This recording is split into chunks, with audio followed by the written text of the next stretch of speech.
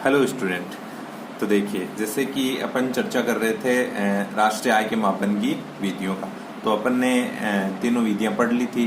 उत्पादन विधि से और व्यय विधि से और आय विधि से राष्ट्रीय आय का जो मापन किया जाता है, जो जीडीपी का मापन किया जाता है, उसके अपन ने चर्चा कर ली थी। तो देखो, ये तो आपकी विधियां तो यहाँ पूरी होती है। अब देखो, अब ये जो राष्ट्रीय आय का मापन है, राष्ट्रीय आय का मापन है, इसमें कुछ क्या आती है, समस्याएं भी आती हैं। तो राष्ट्रीय आय आज जब अपन पढ़ेंगे, राष्ट्रीय आय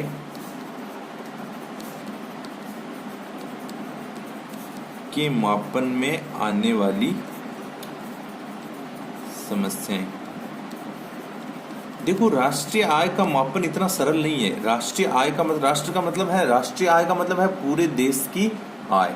अब पूरे देश की आय का मापन करना चाहिए, वो किसी भी विधि से किया जा रहा हो, तो उसके मापन में कुछ क्या आती हैं, समस्याएं आती हैं। समस्याएं इसलिए आती हैं कि भाई राष्ट्र बहुत बड़ा है, तो सही मापन किस प्रकार से किया जाए, ये एक बहुत बड़ी चुनौती होती है सरकार के सामने कि भाई जो भी राष्ट्रीय आय के डाटाज हैं वो सही किस प्रकार प्राप्त किए जाए, जिससे सही राष्ट्रीय आय का आकलन कैसे हो पाए। तो ये एक बहुत बड़ी समस्या होती है। तो ऐसी कौन कौन सी चुनौतियां हैं, ऐसी कौन कौन सी समस्याएं हैं जो प्रमुखता से राष्ट्रीय आय के मापन में अवरोध उत्पन्न करती हैं या उसके सामने प्रकट रहती है। देखो, सबसे पहली जो समस्या है वो तो ये होती है कि जो हमारा जैसे राष्ट्र है, भाई विकसित राष्ट्रों में तो ज्यादातर लोग, पॉपुलेशन क्या होती है, पढ़ी हुई होती है, एजुकेटेड होती है, परंतु भारत जैसे राष्ट्र में लोग क्या होते हैं, बहुत ज्यादा पढ़े हुए नहीं होते हैं। अनपढ़ लोगों की तादाद बहुत ज्यादा होती है।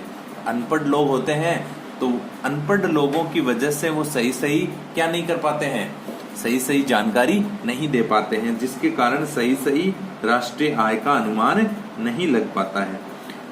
दूसरी जो सबसे पहली तो ये समस्या होगी। दूसरी जो समस्या है वो ये है कि भारत जैसे राष्ट्र में मुख्यतः वस्तु लेन देन वर्तमान समय में भी वस्तु विनिमय बोलते हैं जिसको, विनिमय, वस्तु लेन देन या वस्तु विनिमय प्रणाली आज भी प्रचलन में है।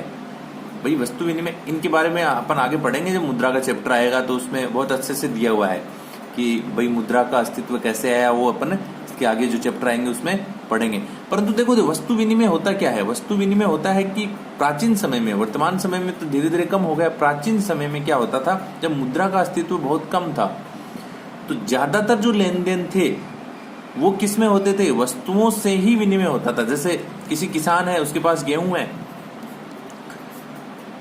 उस किसान को, उसके पास गेहूं है, उसके पास किसान के द्वारा उत्पादित होने वाली जो चीजें हैं, गेहूं है, दूध है, घी है, या और बाकी के जितने भी क्रॉप्स, फसलें हैं, अनाज वगैरह हैं, वो उसके पास है। ये सारी वस्तुएं किसान के पास है, परंतु उस किसान को दूसरी वस्तु चाहिए। जैसे उस किसान को चाहिए कपड़े, उस किसान को और जो घरेलू वस्तुएं, जैसे तेल चाहिए, तेल उसके पास नहीं है खेत में, उसके पास फसलें तो हैं, उसके पास सरसों तो है पर तेल नहीं है, उसके पास और भी बहुत सारी चीजें हैं जो नहीं है। वो वस्तुएं वो कहाँ से खरीदे, वो बाजार में जाए।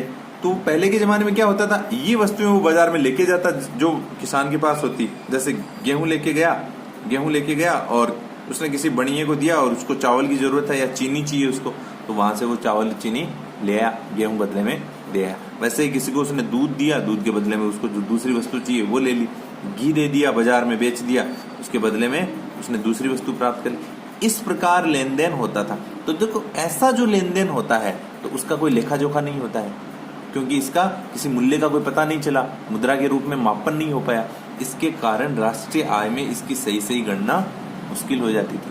तो ये एक बहुत बड़ी समस्या थी। वर्तमान समय में भी जो ग्रामीण परिवेश है, वहाँ आज भी ये समस्या है कि बहुत सारा जो विनिमय है वो वस्तुओं के रूप में ही हो जाता है और मुद्रा के रूप में उसका मापन नहीं हो पाता है। इसके कारण राष्ट्रीय आय में उनका जो योगदान है या जो मापन है राष्ट्रीय आय का, वो सही ढंग से नहीं हो पाता है। बहुत सारी वस्तुएं ऐसी होती हैं जो बाजार के बाहर होती हैं। बाजार के बाहर जो लेन देन होते हैं, ये सारे लेन देन भी राष्ट्रीय आय में शामिल नहीं हो पाते हैं, क्योंकि सरकार है वो तो किसकी मॉनिटरिंग करती है, जो बाजार के थ्रू जो लेन देन होते हैं उन पे तो सरकार को पता हो जाता है, परंतु बाजार के बाहर कोई लेन देन हो तो उसका सरकार के पास है कोई तथ्य डाटा नहीं आ पाता है, जिसके कारण इसका सही अनुमान नहीं लग पाता है। लोग क्या करते हैं, सही जानकारी नहीं देते, आय की सही जानकारी नहीं देना।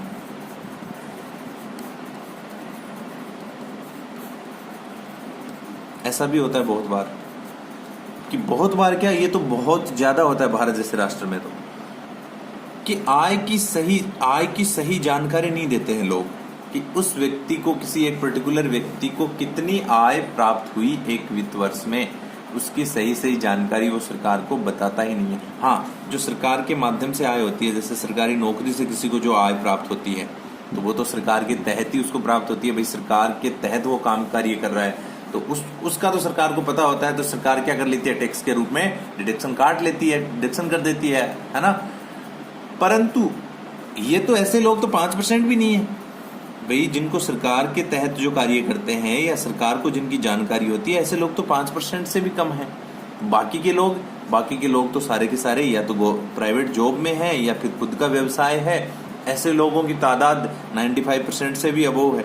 तो ये अर्थव्यवस्था का एक बहुत बड़ा भाग हो गया। अगर ये सही आय की जानकारी नहीं देगा तो सरकार के पास सही तथ्य, सही डाटा नहीं पहुंच पाएंगे, जिससे राष्ट्रीय आय के मापन में क्या आ जाएगी, समस्या आ जाएगी। ये भी एक बहुत बड़ी समस्या है। अगली जो समस्या है वो है जैसे कालाबाजारी है, तस्करी है। ये जो लेन देन होते हैं कालाबाजारी के माध्यम से, तस्करी के माध्यम से, या फिर जो भ्रष्टाचार होते हैं, ये सारे कार्य क्या होते हैं, काली अर्थव्यवस्था के तहत होते हैं। अर्थात ये जो अर्थव्यवस्था होती है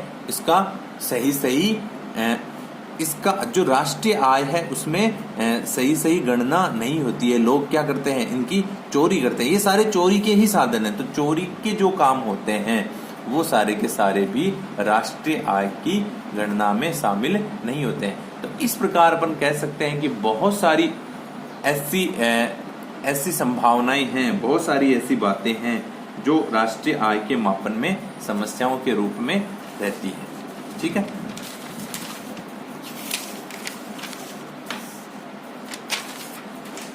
अब देखिए, ये तो बात हो गई राष्ट्रीय आय की गणना में आने वाली समस्याओं की।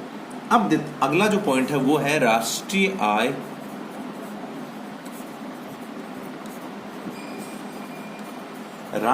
आय व आर्थिक कल्याण में संबंध।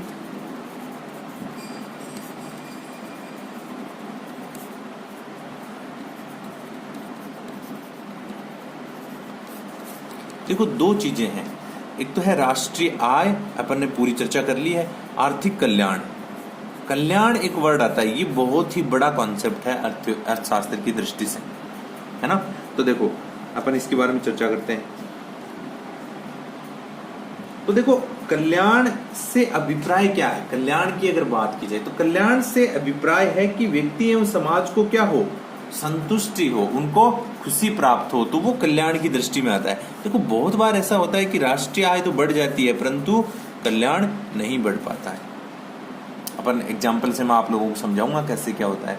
देखो, राष्ट्रीय आय व आर्थिक कल्याण में किस प्रकार का संबंध होता है। आमतौर पे यही माना जाता है कि अगर राष्ट्रीय आय बढ़ती है तो आर्थिक कल्याण भी बढ़ता है। राष्ट्रीय आय बढ़ने का मतलब ही है प्रति व्यक्ति आय बढ़ना, प्रति व्यक्ति आय बढ़ना। भाई, प्रति व्यक्ति आय कैसे निकलती है, जो राष्ट्रीय आय होती है उसमें पॉपुलेशन का भाग दिया जाता है तो प्रति व्यक्ति आय आ जाती है। तो राष्ट्रीय आय अगर बढ़ेगी तो प्रति व्यक्ति आय भी बढ़ेगी। तो ऐसा माना जाता है आमतौर पे कि राष्ट्रीय आय बढ़ने से प्रति व्यक्ति आय बढ़ती है, प्रति व्यक्ति आय बढ़ती है तो आर्थिक कल्याण भी बढ़ता है। परंतु कई बार ऐसा होता है कि आर्थिक कल्याण नहीं बढ़ पाता है। राष्ट्रीय आय तो बढ़ी है, राष्ट्रीय आय तो बढ़ गई है किसी भी देश की, परंतु आर्थिक कल्याण नहीं बढ़ पाता है। क्यों? क्योंकि इसका जो मापन है वो लोगों की संतुष्टि, दो वर्ड होते हैं, प्रसन्नता, हैप्पीनेस जो इंडेक्स निकाला जाता है। बहुत सारे राष्ट्र होते हैं जिनकी राष्ट्रीय आय ज़्यादा नहीं होती है, परंतु हैप्पीनेस इंडेक्स में उनका स्थान बाकी के जो राष्ट्र हैं जिनकी राष्ट्रीय आय ज़्यादा है, प्रति व्यक्ति आय ज़्यादा है, उनसे अधिक होता है। क्यों? देखो क्या होता है कि राष्ट्रीय आय बढ़ने का मतलब है राष्ट्रीय आय बहुत सारे तरीकों से बढ़ सकती है। जैसे राष्ट्रीय आय बढ़ाने के लिए आप कल कारखाने स्थापित करो नए नए, या आप कृषि में नवाचार ले आओ, कृषि में उत्पादन बढ़ गया, या आपने बहुत अच्छी टेक्नोलॉजी ले आए, इससे आपका उत्पादन बढ़ गया, आपके उद्योग धंधों ने बहुत अच्छी परफॉर्मेंस दी, इसके कारण आपकी राष्ट्रीय आय बढ़ गई। ये हो सकता है, परंतु जरूरी थोड़ी ना उससे आर्थिक कल्याण भी बढ़े। कई बार क्या होता है कि जैसे राष्ट्रीय आय तो आपने बढ़ा दी, कल कारखाने ज्यादा स्थापित कर दिए, उससे पर्यावरण प्रदूषण ज्यादा हो गया, पर्यावरण प्रदूषण होने से लोगों की सेहत क्या हो गई, डाउन हो गई, या लोग उतने खुश नहीं हुए जितने होने चाहिए थे। तो इससे आर्थिक कल्याण नहीं बढ़ेगा, कल्याण जो वेलफेयर है वो नहीं बढ़ पाएगा। तो देखो बहुत बार भाई आमतौर पे ये होता है कि आय को अर्जित करने का तरीका कैसा आपका, कि आय जैसे कई बार होता है कि जैसे आपने कालाबाजारी से आय अर्जित की है, तस्करी करके की है, या फिर गैरकानूनी कार्यों से की है, तो आपकी आय तो बढ़ गई, पर क्या आपका कल्याण बढ़ा है? आपको एक डर हमेशा सताता रहता है। तो इससे व्यक्ति क्या नहीं हो सकता है, उसका सामाजिक कल्याण, आर्थिक कल्याण नहीं हो पाता है। ठीक है। एक फिर इसमें एक कॉन्सेप्ट आता है, बहुत बार एक छोटा क्वेश्चन एग्जाम में आता ही रहता है, हरित लेखांकन। हरित लेखांकन, देखो मैंने इससे पहले आपको पर्यावरण प्रदूषण वाली बात बताई थी, वो इसी का पार्ट है, हरित लेखांकन। कई बार ये होता है कि अंधाधुन विकास करने की दौड़, या फिर अंधाधुन राष्ट्रीय आय को अपने देश को समृद्ध बनाने के चक्कर में, जैसे यूरोप में जो औद्योगिकरण हुआ था, उस प्रकार का अगर औद्योगिकरण कर दिया जाए तो उससे राष्ट्रीय आय तो बढ़ जाती है, परंतु उसका बलिदान किसको देना पड़ता है? पर्यावरण प्रदूषण होगा। तो इससे भाई हरित लेखांकन का मतलब है कि आप जो भी राष्ट्रीय आय की गणना कर रहे हो तो उसको इस प्रकार से करो कि आपके पर्यावरण को कम से कम नुकसान हो, तब आप राष्ट्रीय आय बढ़ाओ। तो वो तो हरित लेखांकन की श्रेणी में गिना जाता है। परंतु देखो इसका जो विपरीत पहलू है, या पर्यावरण प्रदूषण की दृष्टि से देखें, कई बार राष्ट्रीय आय बढ़ाने के चक्कर में पर्यावरण को बहुत ज्यादा क्या कर दिया जाता है, नुकसान पहुंचा दिया जाता है, उसको नष्ट कर दिया जाता है, बहुत ज्यादा पेड़ काट लिए जाते हैं। तो इससे क्या होता है, इससे आपका जो संतुलन है, इससे जो कल्याण का संतुलन है, जो वर्ड है कल्याण का संतुलन है, मतलब लोग ज्यादा बीमार हो रहे हैं, उनका पैसा दवाइयों पे, इन पे ज्यादा खर्च हो रहा है, किसकी बजाय जो उनकी आय है वो तो बढ़ी है। देखो आय पहले थी 10,000, एक एग्जाम्पल ले लेते हैं, इससे बहुत अच्छे से समझ में आ जाएगा। 10,000 रुपए थी, और वो व्यक्ति दवाई पे खर्च करता था, इसका मान लेते हैं 5%, तो इसका 5% होता है 500 रुपए। ठीक है, इसका 5%, 10,000 का 5% हो गया 500 रुपए, उसका महीने का दवाई का खर्चा था। आय बढ़ी इस व्यक्ति की, आय बढ़ी मतलब राष्ट्रीय आय बढ़ी, तो इस व्यक्ति की भी आय बढ़ेगी। तो आय बढ़कर इसकी हो गई, मान लेते हैं अपन 20,000 रुपए, परंतु अब उसकी दवाई पे खर्च होने लगा, क्योंकि पर्यावरण इतना ज्यादा प्रदूषित कर दिया आपने। तो अब दवाई पे जो खर्च बढ़कर हो गया था 5% से 20%, 20% खर्च का मतलब है 20%, इसका 20%, 20,000 का 4,000 रुपए, 4,000 रुपए तो वो किस पे खर्च कर रहा है, दवाई पे ही खर्चे कर रहा है, बाकी के एक्सपेंसिव भी बढ़े हैं। तो इसका मतलब क्या हुआ, इसका मतलब ये हुआ कि आपका जो कल्याण है वो वास्तव में नहीं हुआ, आपके लोगों का जो वास्तविक कल्याण होना चाहिए था, आर्थिक कल्याण होना चाहिए था, कि वो नहीं हुआ है। जैसे एक और एग्जांपल अपन लेते हैं, आमतौर पे एक व्यक्ति है, पहले वो 10,000 की नौकरी करता था, 20,000 की नौकरी करता था, ऐसे मानते हैं 20,000 की नौकरी करता, उसको 20,000 रुपए उसकी आय थी, एक परिवार की आय मान लेते हैं अपन, वो आराम से अपना गुजारा निकाल रहे थे। ठीक है, उसकी आय बढ़कर हो गई 30,000 रुपए, राष्ट्रीय आय बढ़ गई, राष्ट्रीय आय बढ़ी तो प्रति व्यक्ति आय में उसका भी योगदान बढ़ गया, तो बढ़। अब वो व्यक्ति क्या करने लगा, दारू पे खर्च करने लगा बढ़े हुए पैसे से। तो वहां मतलब उस व्यक्ति ने शराब पे खर्चा स्टार्ट कर दिया, तो शराब पे अब वो खर्चा करता है, तो उसके घर में क्या होता है, उसके घर में रोज लड़ाई होती है। तो इससे क्या हुआ, इससे उसका वास्तविक आर्थिक कल्याण हुआ क्या, नहीं हुआ ना। तो इसका भी ध्यान रखना बहुत जरूरी है। तो कई बार क्या होता है, कई बार देखो बहुत सारे एग्जाम्पल आप दे सकते हो इस हिसाब से। तो बहुत बार ऐसा होता है कि आपकी राष्ट्रीय आय बढ़ने से ये जरूरी नहीं है कि आपका आर्थिक कल्याण भी बढ़े ही। हाँ, बहुत बार ऐसा होता है, देखो देखने में ऐसा होता है कि सीधा सा संबंध होता है, पर बहुत बार व्यक्ति क्या करता है, बढ़ी हुई आय को अगर वो सही जगह खर्च नहीं करे तो इससे उसका आर्थिक कल्याण नहीं बढ़ेगा। ठीक है, तो इस प्रकार आपका ये इम्पोर्टेंट जो एक टॉपिक था वो पूरा हुआ राष्ट्रीय आय के मापन का। इसकी विधियां अपन ने पढ़ ली, इसमें क्या समस्याएं आती हैं वो अपन ने पढ़ ली, राष्ट्रीय आय व आर्थिक कल्याण में जो संबंध होता है वो अपन ने पढ़ लिया। ठीक है।